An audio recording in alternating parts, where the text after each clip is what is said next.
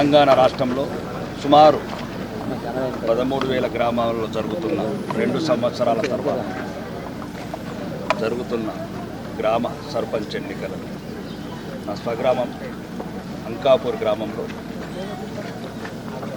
Vote వేయడం జరిగింది. ఇక్కడ ముఖ్యంగా గ్రామ ప్రథమ పౌరుడు అంటే గ్రామాలలో ఇక్కడి నుంచే మొదలవుతుంది క్వాలిటీ ఆఫ్ రూలింగ్.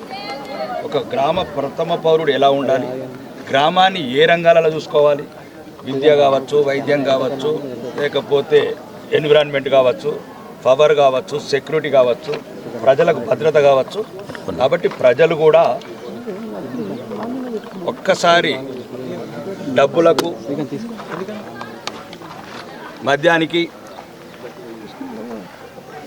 ఒక్కరోజు 2 నిమిషాలు చిన్న చిన్న బలహీనతలకు లొంగిపోయి గ్రామాలని సర్వనాశనం చేసుకోకుండా మహాత్ముడు కలలు గన్న గ్రామం 75 సంవత్సరాల తర్వాత కూడా ఎక్కడేసిన గొంగలు అక్కడనే ఉంది. దీంట్లో ప్రధాన బాధ్యత మనది కూడా ఉంది, ప్రజలది. సరైన వ్యక్తులను ఎన్నుకుంటే సరైన పాలన వస్తుంది. మరీ ముఖ్యంగా ఈరోజు సంతోషం ఎందుకంటే తండోపతండాలుగా జాతరకు వచ్చినట్టు ప్రజాస్వామ్య స్ఫూర్తి ఎన్నో లక్షల మంది త్యాగాలు చేసి తెచ్చుకున్న దేశంలో అంబేద్కర్ గారు రాసుకున్న రాజ్యాంగంలో ఈరోజు ప్రజాస్వామ్యం పరిగెడుతున్నదంటే ఈ గ్రామీణ ప్రజలను చూసి కాటికి కాళ్ళు దాపుకున్న వాళ్ళు కూడా ఓటేదానికి వస్తున్నారంటే ఈ పట్టణాలలో ఉన్న డబ్బున్న సన్నాసులకు చెప్తున్నారు.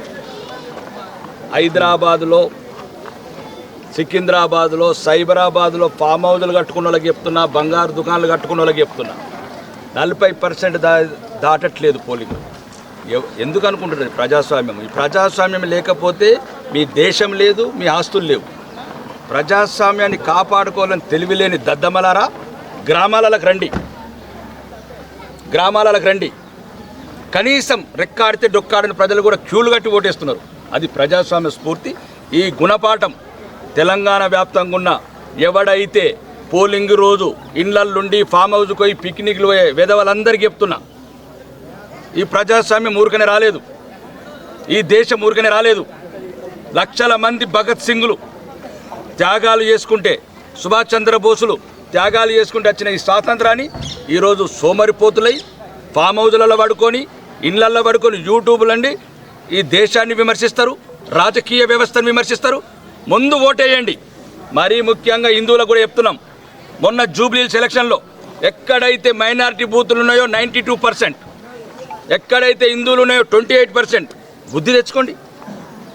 5 ఏళ్ళకు ఒకసారి వస్తుంది. 2 నిమిషాలు ఓపిక లేదా? ఎన్నో లక్షల మంది ప్రాణాలు త్యాగాలు చేసి ఎంతోమంది మేధావులు తెచ్చుకున్న ఈ స్వాతంత్రం, ఈ దేశం ఎప్పటికీ ప్రజాస్వామ్యయుతంగా వెళ్ళాలంటే ఓటింగ్ శాతం పెరగాలి, ప్రతి ఒక్కరు రావాలి. ఇదే ప్రజలకు ఇచ్చే సందేశం. తెలంగాణ వ్యాప్తం ఉన్న ప్రతి ప్రజలకు, ఈ రాష్ట్ర వ్యాప్తంగా ఎవరైతే సర్పంచ్గా పోటీ చేసిన వాళ్ళు కావచ్చు, గెలుపొందిన వాళ్ళు కావచ్చు, గెలుపొందే వాళ్ళు కావచ్చు, అందరికీ శుభాకాంక్షలు. ఈరోజు ఓటమి కూడా చింతించే అవసరం లేదు.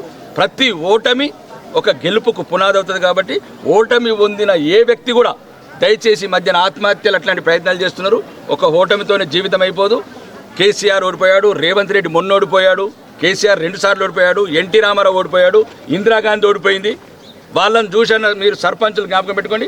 ఈ ఓటమి మళ్ళీ మిమ్మల్ని విజయాలకు దరిచేరుస్తుంది. కాబట్టి అందరూ గెలిచిన సర్పంచులు కూడా రాష్ట్రం పట్ల, అభివృద్ధి పట్ల చూడండి. కొద్దిగా నైతిక రాజకీయ విలువలు గ్రామ స్థాయి నుంచి మొదలు కావాలి.